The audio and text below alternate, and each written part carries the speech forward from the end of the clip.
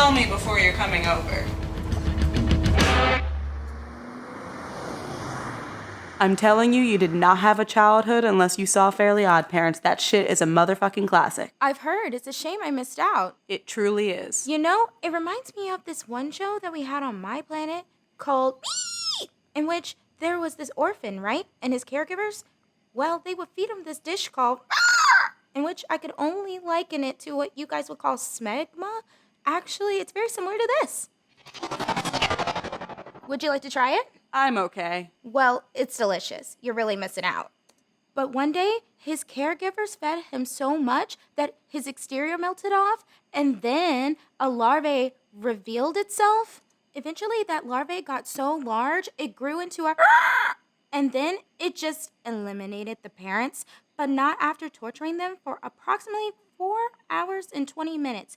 Isn't that a special time to you humans? It depends on who you ask. Well, anyway, happened, and then happened, and then he married his babysitter, in which everyone was happy about that, but personally, I think he should have stuck with the Glorgamesh. I thought they had more chemistry. Uh-huh.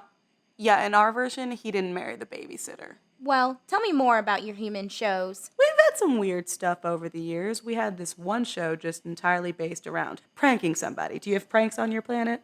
What is prank? Okay, so a prank is basically a joke at somebody's expense. You make them think one thing is happening when really it isn't.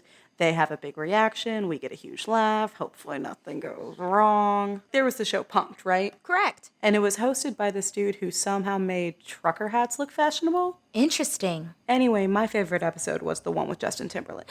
The Timberlake? The Timberlake. Not the Timberlake. I know, right? Trucker hat dude did him dirty in this episode. He made him think all his shit was getting repossessed. Now, what kind of shit is that? Bullshit. Exactly. You know, it reminds me of another show that we had on my planet. The host would pick a lucky specimen to bless with a probing. Did you say bless? Probing is a blessing, Nazanin. We disagree. Well, once the host had chosen his specimen, they would beam back into the ship where the machine was, right? And then they would engage in a bountiful meal of... Are Nope, you sure not that you shit don't want to again. try it? I'm okay. Well, how long you could consume the would be how long you could get probed for. Usually the contestants would tap out at about 88 minutes. That's about as long as The Lion King.